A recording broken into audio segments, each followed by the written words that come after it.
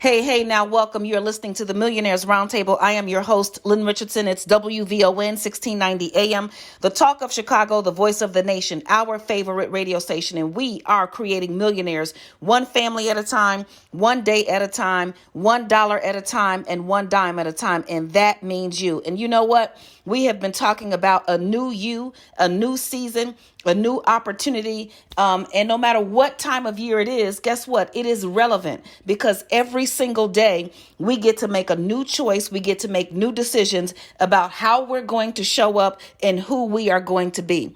And, I have a very special guest coming on a bit later, but I want you to understand something.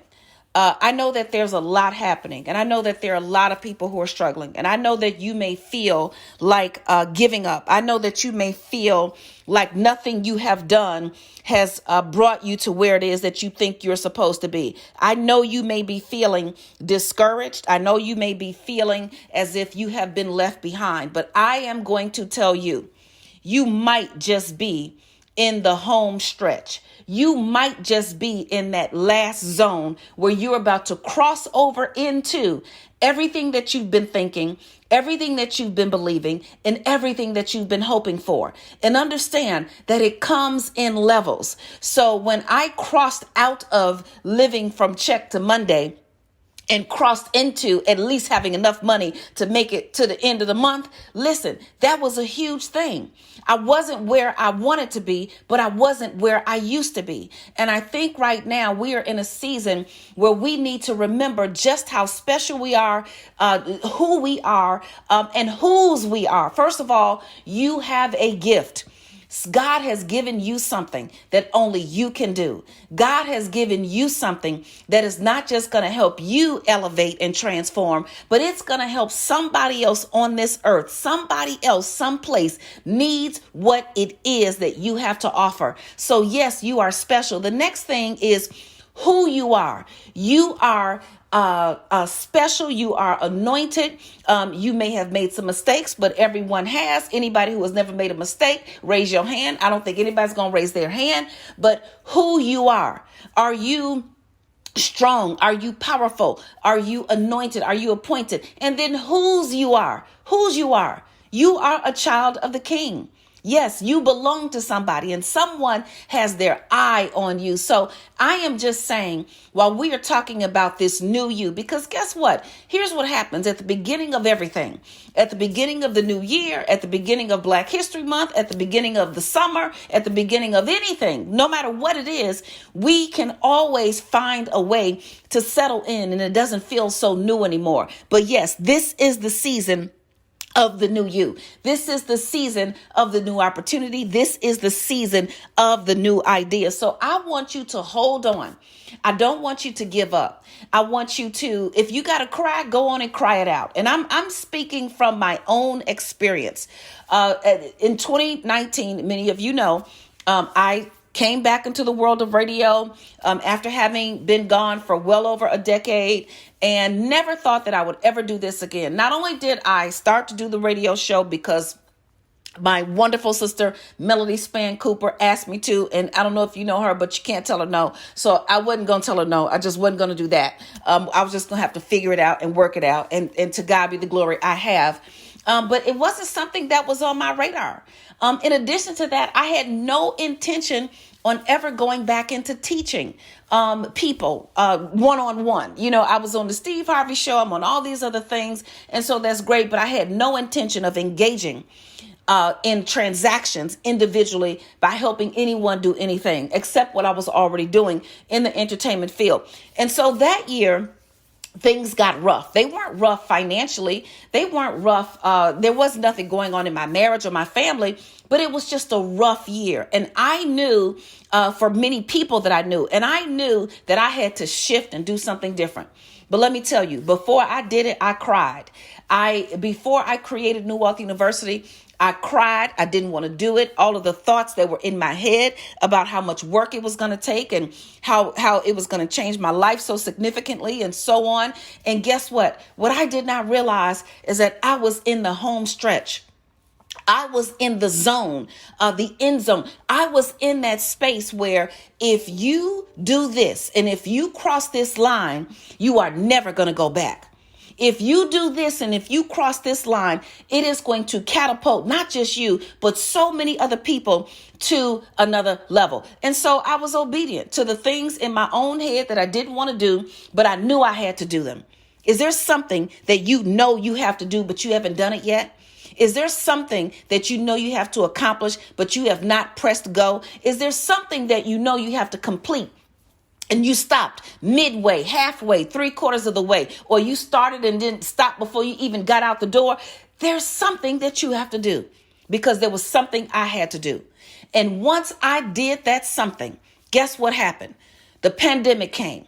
And everybody was at home. And I had been teaching and preaching how to start a home-based business, why you need a home-based business, the tax deductions, all the benefits, being an entrepreneur. Everybody's an entrepreneur. I don't care if you're a doctor, a lawyer, or the chief of your tribe. Guess what? You still need a home-based business. And I had been saying it so long that I almost got tired of listening to it myself. And then the pandemic came. And then everybody needed a home-based business. And then everybody was sitting and waiting. And guess what? Everything exploded, not just for me, for the businesses, for other people. We were able to help children stay in school. I shouldn't say children. We were able to help young people stay in school whose parents had lost their jobs. And guess what? We were blessed to be a blessing. And so are you. So now is not the time to give up. Now is not the time to throw the towel in. Now is not the time to say, you know what, it's over. Now it is just your beginning. It's the beginning of your new you, your new season, and it starts right now. I want you to go to asklynn.org. We have to take a break. This is WVON, but you know what? We'll be right back. And of course, you know, I have a special guest. I'll be right back. More of the Millionaires Roundtable coming up on the Talk of Chicago, 1690 WVON. Hey, now welcome back. You're listening to the Millionaires Roundtable. I'm your host, Lynn Richardson. It's WVON 1690 AM, the Talk of Chicago, the voice of the nation, our favorite radio station. We are creating millionaires, one family at a time, one day at a time, $1 at a time, and one dime at a time. And that means you. And so, yes, I'm excited. We are in a new season. There is a new reason. There are new opportunities. And guess what? It is not over until you win, as my big brother Les Brown would say. You cannot fail until you quit, as my big brother Russell Simmons would say. And guess what? You have to speak what you seek until you see what you say. And I said that one. Okay, so we are not going to continue to let money be the thing that holds us back. We are not going to continue to let money be the thing that keeps us from living our dreams, that keeps us from achieving our goals, that keeps us depressed, down and out, beat up, and turned all upside down. We are not going to do it, okay? There's always an opportunity for you to put one foot in front of the other and keep moving towards the dream and the vision that you see for yourself. So let me just say this. So I started the Millionaires Before 30 Club to give our young people an opportunity to get it right the first time. If I knew then what I know now, I know I would already be a billionaire. I already know I would be, right? And there's a recent article that came out. During the pandemic, there were 493 new billionaires made. I've been copying this post. I said, coming out of the pandemic, you will either be a millionaire, a billionaire, or a witness. Are you going to watch it? Or are you going to participate in becoming it? And a billionaire may seem like it's a far-stretched number, but really, it's a numbers game. And there are people who understand how to make numbers work for them. Because if you have a penny, you get 100 of them, you have $1. You get 100 of those, you have $100. You get 100 of those, it just keeps going on and on and on and on. So this is about us giving our young people an opportunity. Now, if you're almost 30 and you want to be a millionaire before 30, join the club anyway, because you can be one before you're 40. If you're over 40 and you want to be one by 50, the whole concept is that you can do it if you focus your mind and your energy and your resources on it. It can be done for you. So I want to just give you a couple of different challenges. We're going to talk about a couple of different challenges. And then I want you to go to asklynn.org. And I want you to tell me which challenge you are planning to do. Okay. I'm going to give you a couple of challenges. And then I'm going to tell you to go to asklynn.org and then tell me which challenge are you going to do. The first challenge is the $1 challenge. It's the $1 challenge. Okay. I want you to write that down. It's the $1 challenge. Now, let me tell you how this challenge works. You put $1 in the bank in week 1. You put $2 in the bank in week 2. You put $3 in the bank in week 3. And this is going to be in a savings account on the other side of town with no debit card attached to it. You cannot transfer the money. You'd have to go through some stuff to get to the money. Okay. So I have accounts like that. I have accounts that are not connected to my personal checking account that I'm using every day. I have accounts that are not connected to my business account that I'm using for bills and things. I have accounts that are at a whole different bank that I had to set up separately that have no debit card attached to them. And of course, yes, I could get the money if I needed it in an emergency. But the whole idea is it's not going to be a transfer situation. It's not going to be the overdraft account. OK, it's not going to be the account where you pull the money from and you don't even realize it's gone. OK, so week 1, $1, week 2, $2, week 3, $3, week 4, $4, and you just keep going. Okay.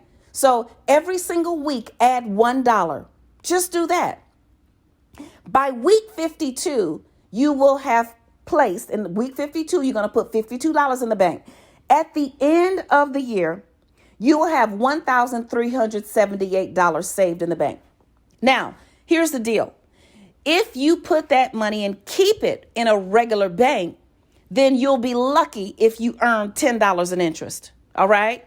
So I want to teach you what to then do with that $1,378, because if somewhere along the way, once you get $300 and you choose the right investments and then you make that money grow and you keep on adding to it, what's going to start to happen is your money is going to work harder for you than you can ever work for it.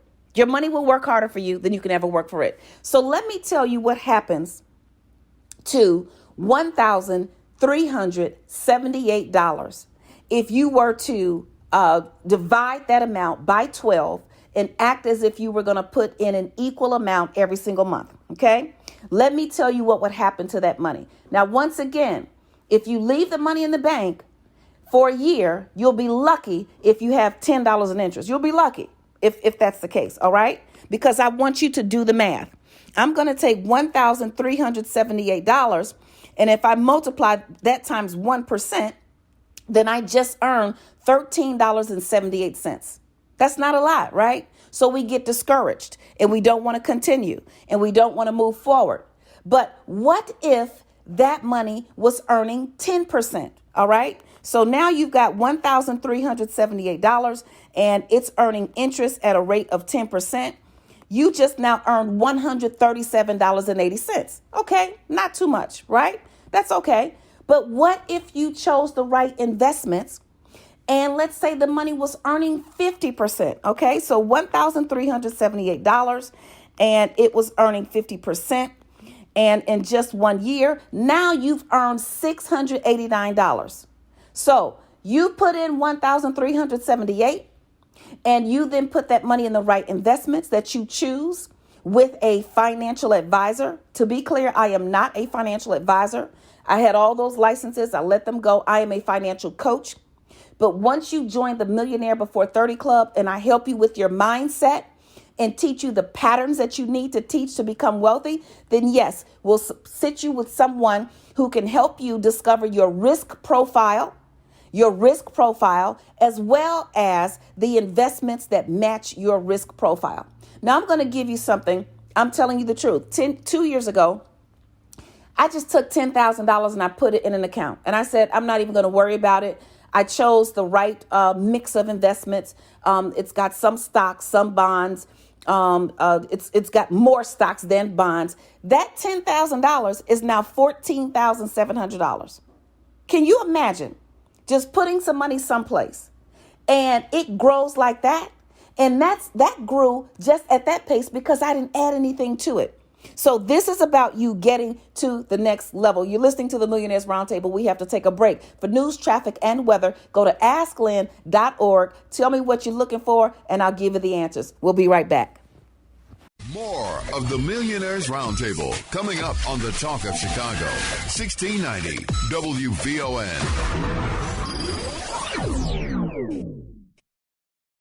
Welcome back. You're listening to the Millionaires Roundtable. I'm your host, Lynn Richardson, and we are creating millionaires one family at a time, one day at a time, $1 at a time, and one dime at a time. And that means you. The harvest is here. The time is now. This is the season of reaping, but you got to sow something if you want to reap. And I know that while you are sowing, sometimes we get tired. But I have been saying, let's wait on God. Let's wait on God with integrity. Let's wait on God and appreciate the things that he has given to us. Let's wait on God and not lie our way through the process. Let's wait on God and not try to jump in line ahead of our time. And let's wait on God with gratitude. But there are some things I know that you are waiting for. Let's start with your money. You are waiting for your money to get serious. Because right now, that money is funny and that change is strange.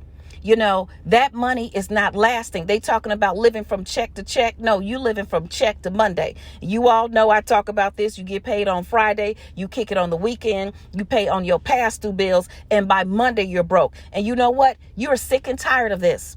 You're tired of it. I was tired of it. I thought I would live my whole entire life broke. I thought I would live my whole entire life struggling. I thought I would live my whole entire life and never have enough. That's because I wasn't waiting on God.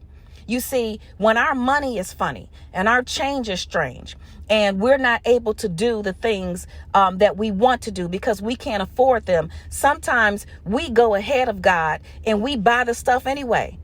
We buy the stuff anyway.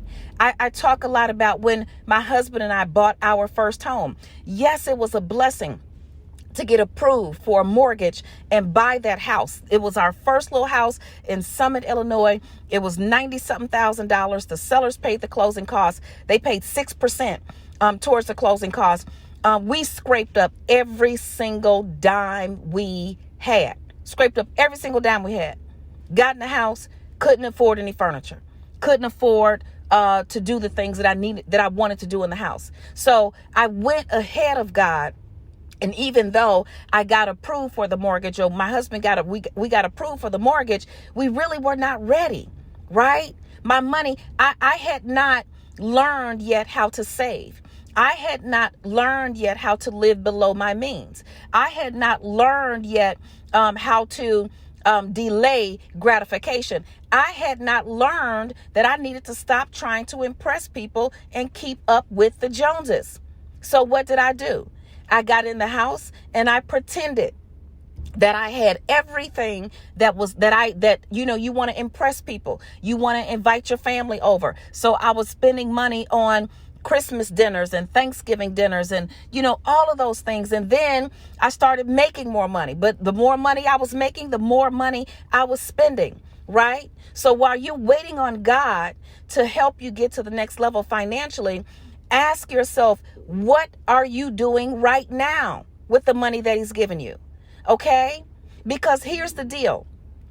There is no reason to run out of money. Not completely. Anyway, there's no reason to run out of money. Now, do not get me wrong. I know that there are times when you get your check and that entire check has to go towards bills because something is going to get cut off. There's a light bill or gas bill or, the car note or something like that.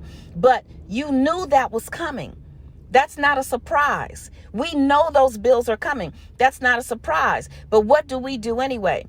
Our friends, our colleagues want to go out to eat. Lunchtime at work. So we go, even though we don't have the money. They want to go out afterwards. So you go, but even though you don't have any money. And yes, you can get your money back if it's a business meeting or business meal for your home-based business. But some of us don't even have any money to spend to get back. Okay? We don't have the money yet to spend to get it back. So while we are waiting on God and we're asking him to bless us with more money so we can do the things that we want to do, the things that we think we deserve, then let's just be very mindful.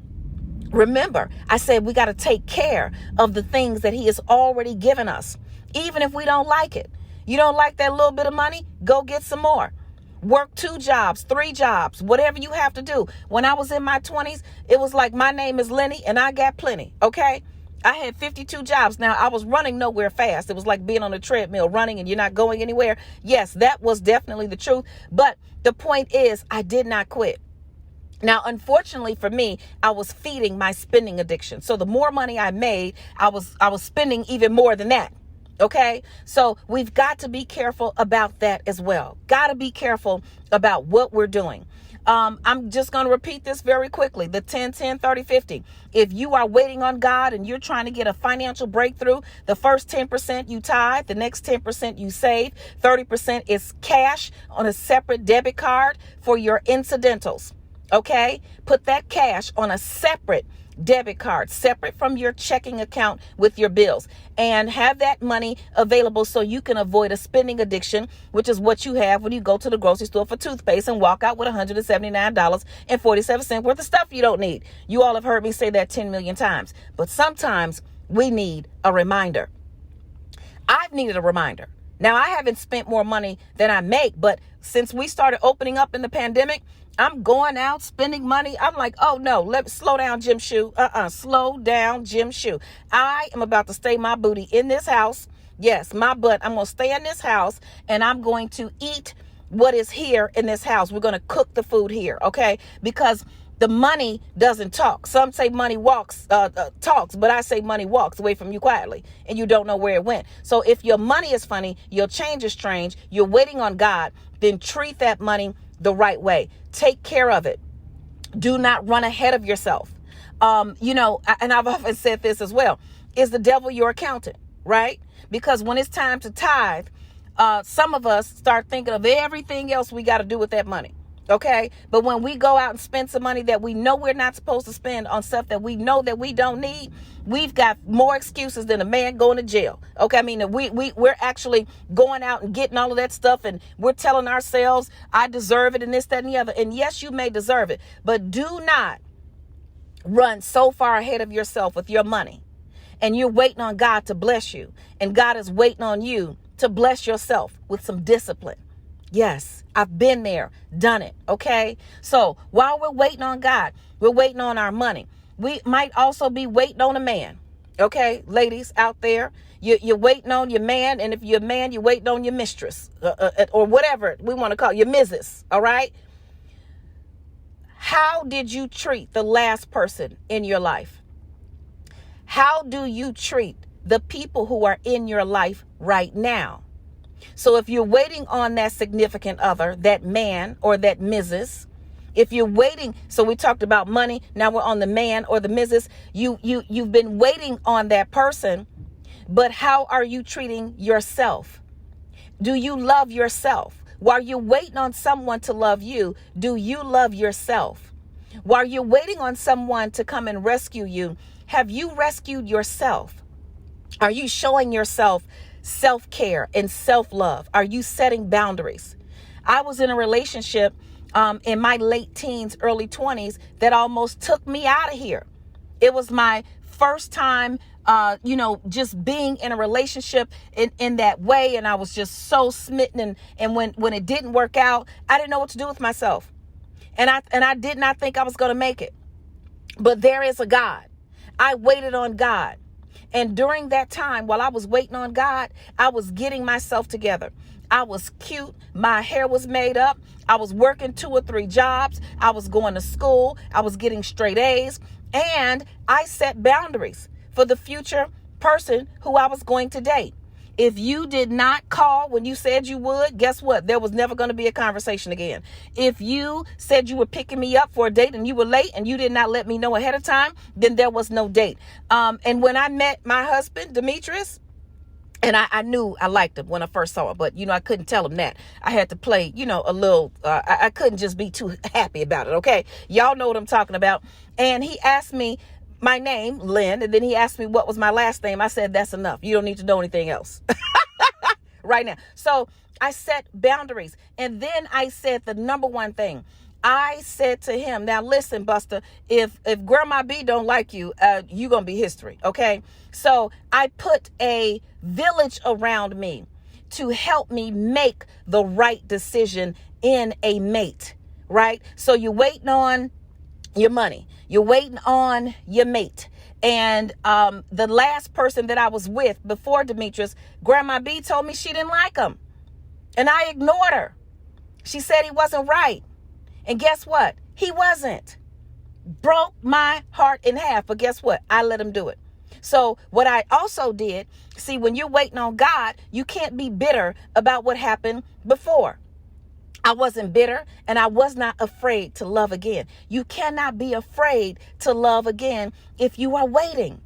Your energy, what do you want? Do you want someone to love you? You want someone to sacrifice for you? You want someone to be there for you during tough times and happy times? Then be that.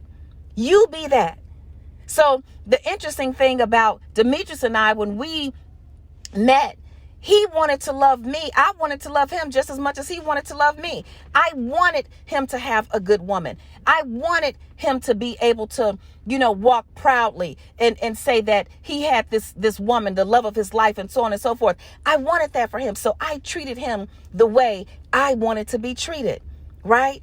So while you're waiting on God and you're waiting on that relationship, you're waiting on that mate, you're waiting on that man or that missus, then make sure you are treating yourself the way you'd want someone to treat you. And when they come into your life, then treat them well.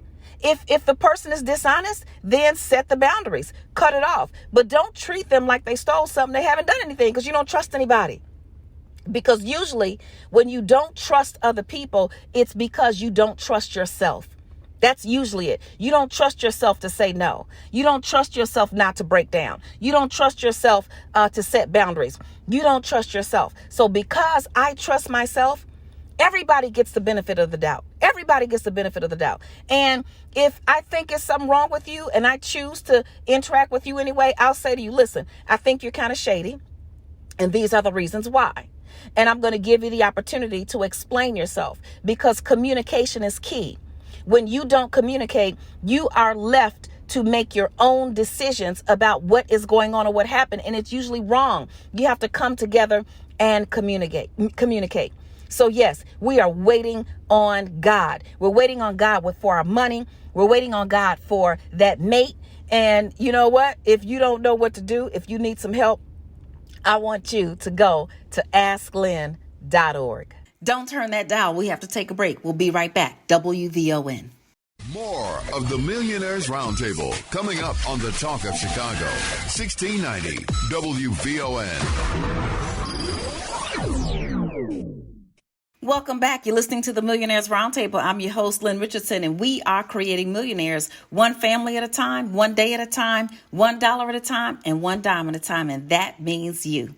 Well, hey, we are always trying to give it to you real here on the Millionaires Roundtable. And guess what is real? The holidays. The holidays are finally here. And I know many of us are getting ready to visit our loved ones, or we are taking time off to enjoy this festive season. Either way, the reality is that while vacations are about making memories, they cost money. Whether you're planning a worldwide escapade or just a quick break, learning how to vacation on a budget may help you make memories without depleting your bank account. That's why I am so glad to have once again here Santos Borges, Community Manager at Chase. He's here to help us make more of our vacation budgets. Welcome back to the Roundtable, Santos. Thank you for having me, Dr. Lynn Richardson. Yes, of course. I'm always so glad to have you here. Our listeners are always just so excited about hearing what it is that you have to say. So, let's get right to it. So, Santos, what's the first step you would take to maximize our vacation time without blowing our budgets? Yes. Thank you for that question. And it's so important. When I think of a vacation time without blowing our budget, The first thing that comes to mind is an inexpensive vacation starts with a clear vacation budget, right? Setting your budget early lets you choose destinations, activities, and accommodations with where you're comfortable spending. For the budget savvy traveler, successful vacations on a budget start with a few key things. Number one, it's going to be start early. Early bird deals are typically available before peak travel seasons. They offer significant savings on the major expenses in a vacation. And then also schedule your holiday travel as soon as possible. We all know that when we get closer to the holidays, the cost of vacationing goes up significantly. So we really want to schedule holiday travel as soon as possible. Second would be identifying fixed costs, right? When we think about fixed costs, I want you to think about the cost of flights and hotels. Understand your baseline, set the foundation for your vacation budget. That's going to be really important. And then third, you want to estimate variable expenses. And when we talk about variable expenses, think about things like meals, entertainment, souvenirs, and anything else you may want while you're on vacation. And since these expenses are variable, the key is to set a ballpark figure that you can use in your calculation. It may also help you to overestimate on that budget for variable expenses, just in case something else came up. It was an unexpected expense. You're still able to take advantage of those opportunities. All right. I'm here with Santos Borges, community manager at Chase, chatting about ways to keep our vacation spending under control. So, Santos, what are some things to keep in mind while choosing a budget-friendly vacation destination? Yes, great question. I would say destination choice is going to be a big factor, right? It's not just the ticket price. There's a lot of other factors that you want to consider when vacationing. One is going to be the cost of living. So the price of basics in your destination. This could be from goods to general shopping. This might factor in or weigh against your vacation budget. For example, a distant location may be costly for travel, but cheap to stay and enjoy yourself once you're there. Second would be local transportation. So the ease and cost of getting around will factor into your costs and your options for activities while you're there. I've been on several different vacations where some vacations I'm able to stay nearby everything. And then there's other vacations where I need to rent a car or Uber everywhere. So we really want to consider that local transportation. And then third, exchange rates. So keeping exchange rates in mind may help you find places when you travel, your budget goes a lot further. You don't want to go somewhere where the exchange fees are going to eat up a large chunk of your travel cash. So keeping exchange rates in mind is also something that's very important. If you're just joining us, I'm here with Santos Borges from Chase. Santos, vacations aren't just about where you go, but what you do. Do you have any tips for finding fun and affordable activities? Yes, that's absolutely correct. So there are a bunch of activities that can be fun without emptying your vacation budget. Some of the things I want you to consider are one, nature walks and hiking. Many natural attractions are readily accessible and free of charge. Things like local parks, trails, or beaches can all offer an invigorating day without really tapping into your budget. Second, I would say local markets, from fresh produce to artisanal crafts. Local markets offer a window into the local culture and often feature some more affordable shopping options as well. Third, another option I would say is really look into the museums and cultural centers. Many cities offer days when entry fees are waived or reduced.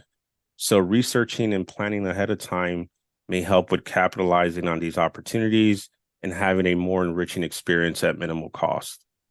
And then lastly, I would say, as an extra tip, consider looking into package deals on activities. City tourist centers sometimes offer packages that include discounts or discounted rates on multiple outings or activities. Exploring the city's public transportation options may also yield a chance to potentially save on getting around from one activity to another. Well, we are really getting a better understanding. I'm so excited about this. Thank you so much for always giving us the knowledge that we need to try to navigate our money in any situation. Santos, is there anything else you want to share with our listeners? Yes, thank you. It's been a pleasure. The one last thing I'll leave you with is I want folks to remember that planning a vacation isn't always feasible, depending on your current financial situation. So if your dream vacation isn't in the cards this year, try integrating a vacation savings into your regular budgeting and savings habits so that you'll be able to go maybe next year. And then also, Chicago is also a fantastic vacation destination. If you can't travel for the holidays this year, try planning a staycation for you and your family. We have so many amazing and affordable activities right here at home. And then lastly, what I want to say is for more information on savings and budgeting, please visit chase.com/personal/financial-goals. And I'll say that one more time. For more info on savings and budgeting, please visit chase.com/personal/financial-goals. Thank you, Dr. Lynn Richardson. Thank you so much, Santos, for always giving us the knowledge that we need. Wow. We're going to take these tips. Okay, everybody. Can't wait to have you back here. Thank you so much, Santos. Gorgeous.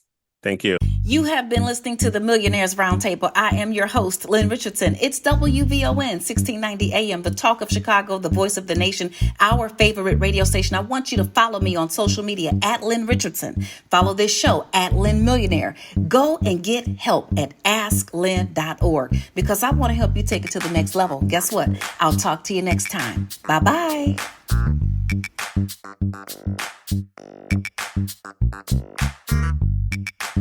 Thank you.